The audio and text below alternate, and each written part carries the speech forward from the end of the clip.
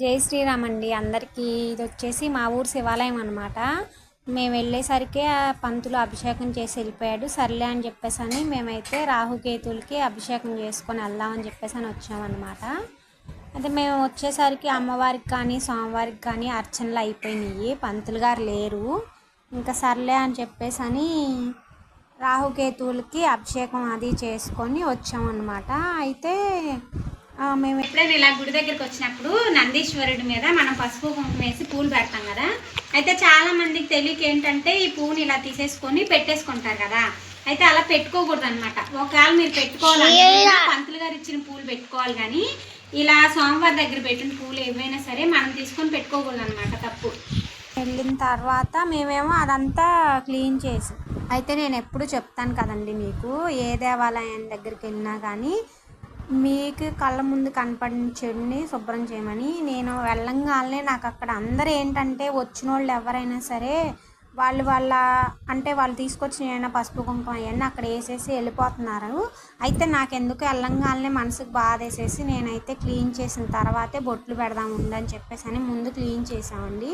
తర్వాత వేరే వాళ్ళు వస్తే వాళ్ళ పూజ చేసుకొని వెళ్ళిపోయిన తర్వాత మేము వాళ్ళు చేసుకునేదాకా ఆగి తర్వాత మేము తీసుకెళ్ళి అభిషేకం చేసామన్నమాట. అసలు విషయం ఏంటంటే నేను నిన్న వీడియో చేసిన తర్వాత సర్లే ఇంకా రేపైతే గుడికాడికి వెళ్దాం, ఎట్టయితే అట్టయిందని చెప్పేసి అని అనుకున్నా. అయితే తెల్లారి లేచాక వెళ్దామంటే ఇక ఇంట్లో వాళ్ళు కొద్దిగా రామని అన్నారనమాట. అంటే సర్లే అని చెప్పేసి అని ఆగిపోతే నేను నిజం చెప్తున్నానండి, మనకి దేవుడు అనుగ్రహం అనేది ఉంటే కలిసి వస్తుందో లేదో నాకైతే తెలియదు కానండి, మనస్ఫూర్తి చెప్తున్నా నేను.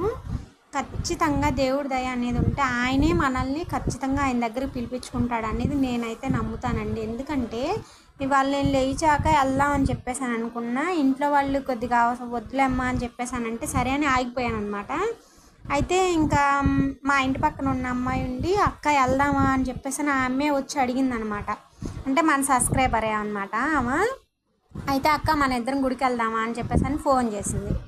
సరే వెళ్దాంపా అని చెప్పేసి అని ఇంకొచ్చాం అనమాట. అలా నేను రాహుకేతువులకి చక్కగా అభిషేకం అలాంటివి చేసుకున్నాను అనమాట. అంటే అనుకోకుండా వెళ్ళాము, అంటే తెలుసు ఇవాళ ఇదని. కాకపోతే ఏంటంటే సర్లే అయ్యగారికి ఫోన్ చేసి అర్చన చేపిద్దాం అని చెప్పేసి అనుకుంటే వాళ్ళ అయ్యగారు కూడా ఊళ్ళో లేనని చెప్పేసి అని అన్నాడు అనమాట. సర్లే అని చెప్పేసి అని అనుకున్నా.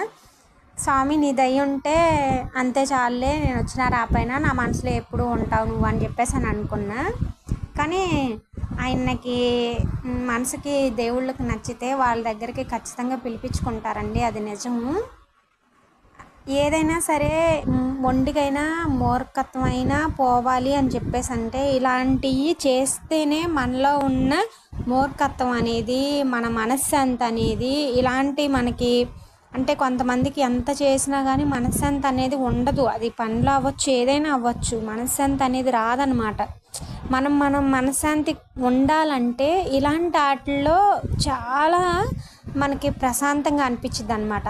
నేనేదో కావాలని చెప్పట్లేదండి. ఒక్కసారి మీరు ఏదన్నా దేవాలయానికి వెళ్ళి మీ ఇంటి దగ్గర ఉన్న పనులు వదిలిపెట్టేసేయండి. ఫస్ట్ ఇంటికి వెళ్ళాలి, వంట చేయాలి, ఇవన్నీ ఆఫీస్కి వెళ్ళాలి, వర్క్ చేయాలి, ఇలాంటివన్నీ పక్కన పెట్టేసి ఫస్ట్ మీరు వెళ్ళి ప్రశాంతంగా స్వామికి వెళ్ళి చూసి ఒక 10 నిమిషాలు లేదంటే ఒక 20 నిమిషాలు అక్కడ కూర్చోవటం కానీ, ఆ దేవాలయంలో మీకు ఇష్టమైంది ఏదన్నా ఒకటి చెయ్యండి.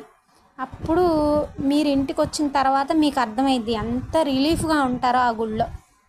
నాకు అలా అనిపించిద్దండి. నేను దాదాపు గుడి దగ్గరికి వెళ్ళానంటే 1 గంట కాదు అసలు, ఇంకా 2-3 గంటలు ఉంటానన్నమాట. నాకు ఇష్టమైతే అయ్యగారిని అడిగి ప్రసాదం పంచుతాను, లేదంటేనో అక్కడ ఏమన్నా నాకు నీట్గా ఏం లేదని చెప్పేసి అని పెడితే చేసుకుంటాను.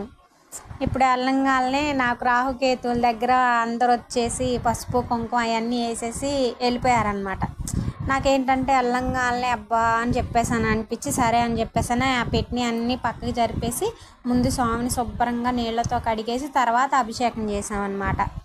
ఏమండి ఇప్పుడు మనం విగ్రహాలు ఏవైనా ఉంటాయి కదా, ఇలా రాహుకేతు విగ్రహాలనే కాదు, గుడి అంటే అందరిది కాబట్టి గర్భగుడిలో కాకుండా బయట ఏ దేవి దేవతలు ఉన్నా కానీ మనం చక్కగా నీళ్లు పోసి బొట్లు పెట్టి రావచ్చండి, తప్పు లేదు. ఎందుకంటే